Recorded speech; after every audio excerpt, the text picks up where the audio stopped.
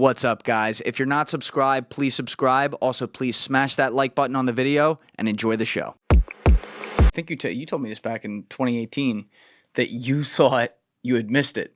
You thought you thought like, oh my God, I should have gotten to this like 6 years ago or something. Yeah. The first time I think I heard about Bitcoin was working at Facebook.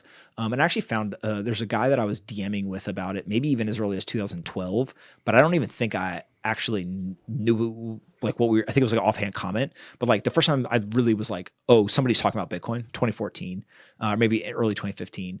And we had hired David Marcus. Facebook had hired David Marcus from PayPal. And he'd come over. He was running the Messenger team, like the messaging app. And he was talking about Bitcoin.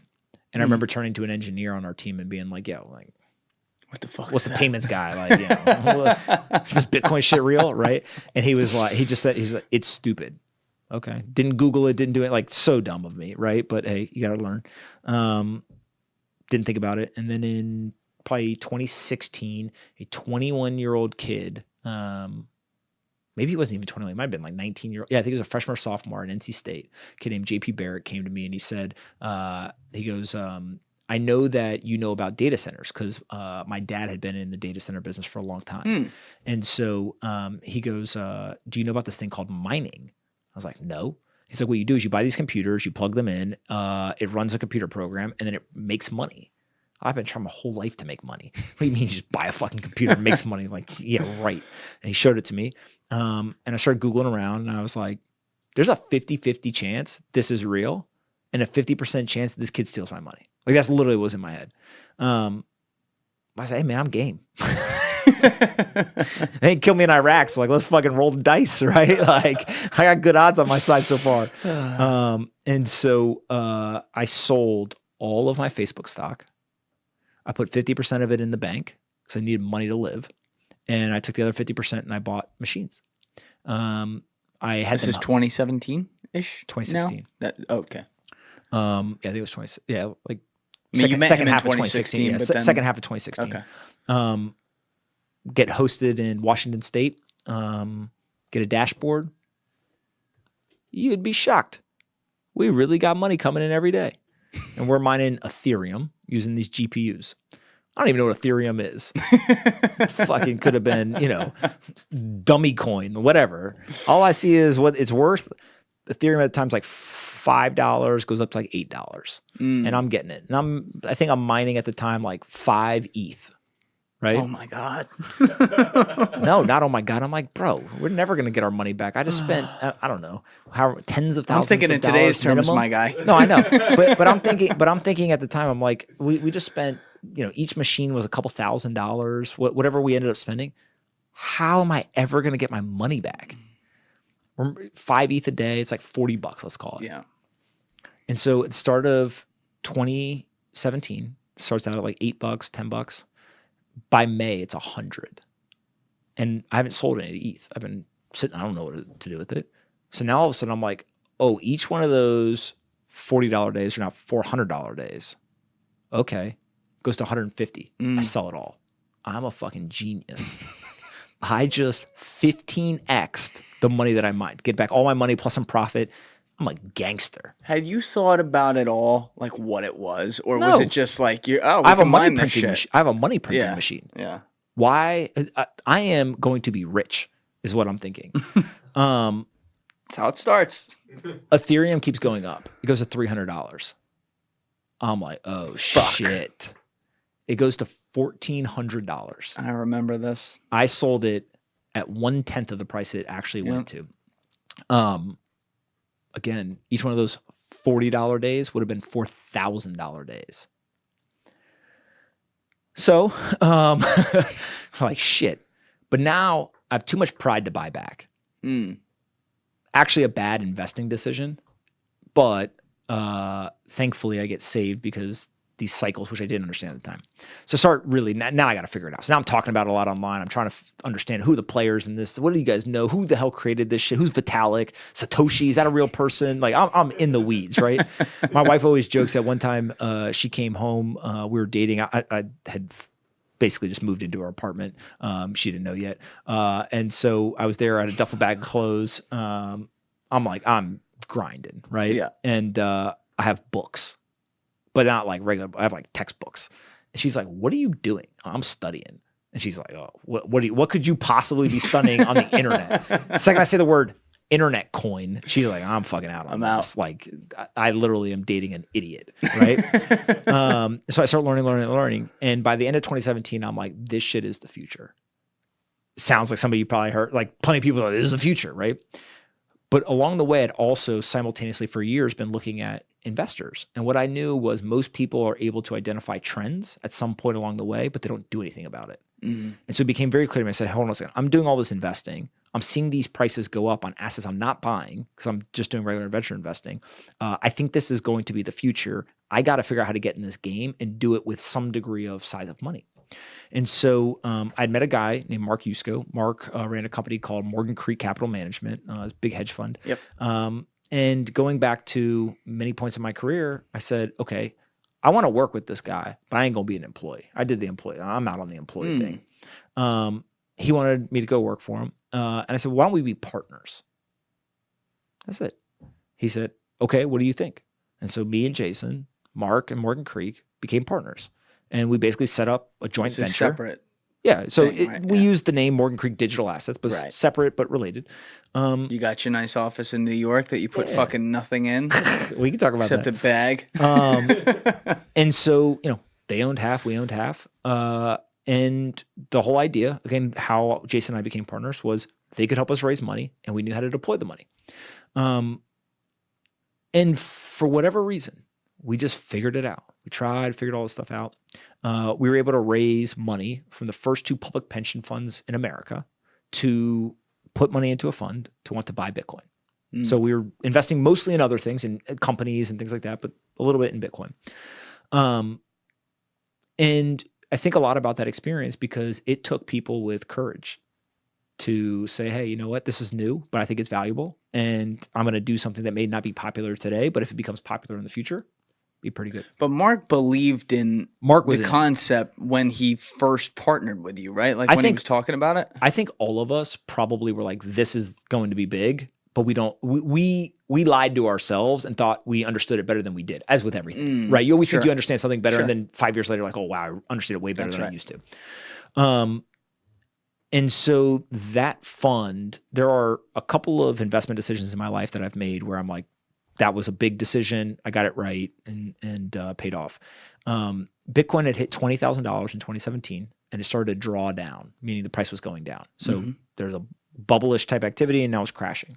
And Bitcoin, by June, is when we started raising the money, was now at like 10K, right, or something. And it dropped to about $6,000 and kind of went sideways. So it's down 75% from the high. It's down 75%. Most people in what? Like now we're in September, October 2018? Yes, this is August, I think. Yeah. And most people, they'd be like, hey, that's a pretty good discount. I'm going to buy it. But my entire career, I take the perspective, I have a small brain, but a lot of smart friends. I just was calling every single person I knew. And I said, hey, what do you think is going to happen? What do you think is going to happen? What do you think is going to happen? Are you buying? Are you selling? Are you holding? What are you doing? And as much information into my algorithm as I can. And then I'll figure out what I think based on what all of these other smart people have told me. And I came to the conclusion that Bitcoin was going to drop from 6,000 to 3,000 before it went back to 10.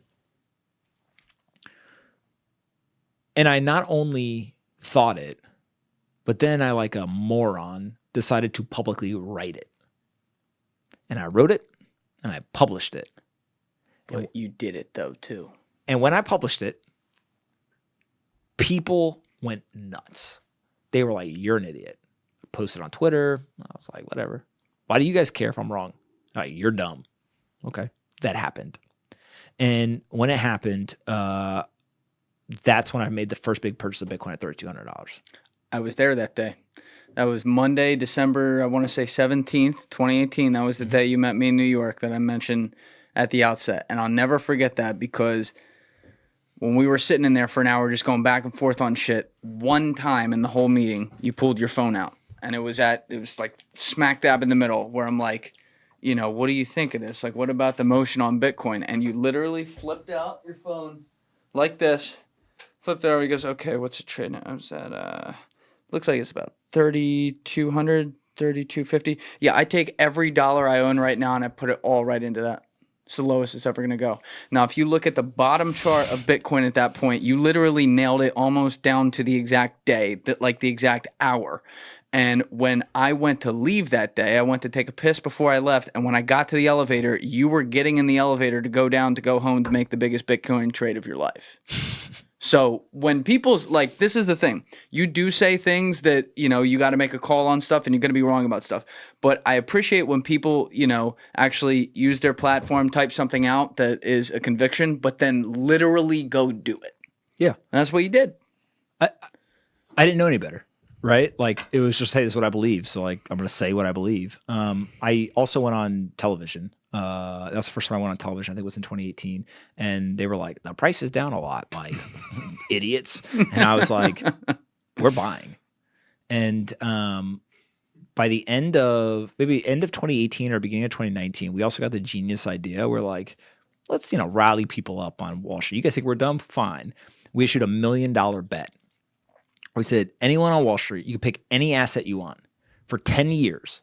We'll take crypto. You take anything else. Crypto in general. I think it was crypto because we had to pick like what was the asset, and we had like an index fund, like basically S&P of crypto, right? And we said we'll take this. You can take anything else, and we'll put up $1 million. You put up $1 million.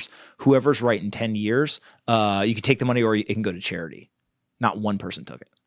So like, you know, we'll see. But like we put it out there. I think there's a CNBC article, the whole thing, like whatever. Bitcoin starts to rally. We start buying in the funds as well as personally.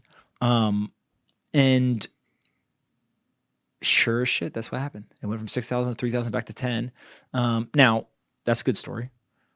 On the other side, when it hit 10, I said, I think that by December of 2021, it's going to go to 100,000. So 10x, right?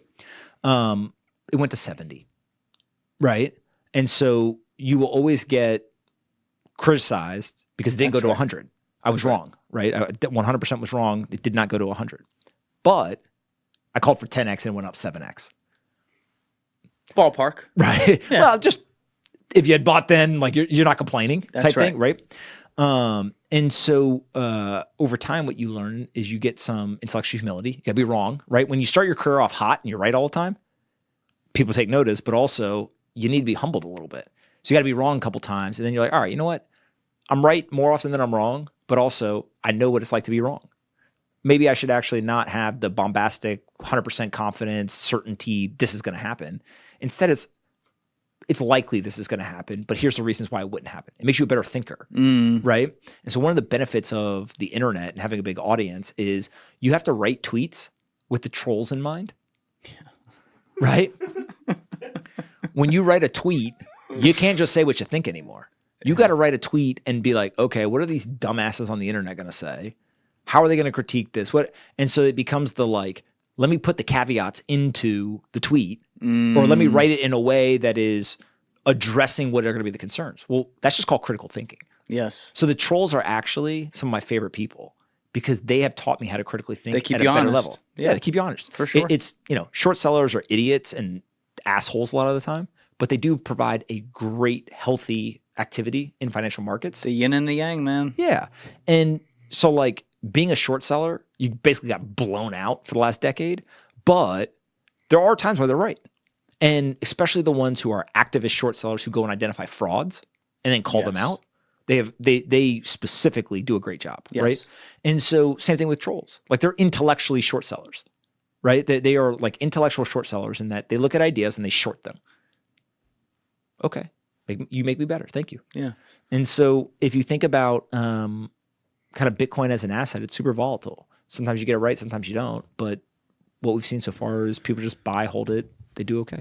But you said that by the end of 2017 is when you were really sold like this is the next thing, which doesn't mean it's going to be tomorrow. But I stopped every single thing I was pretty much doing to go and dedicate all my time to it. Thank you for watching the video, guys. If you haven't already subscribed, please smash that subscribe button and check out this clip's full podcast episode by clicking here or in the description below.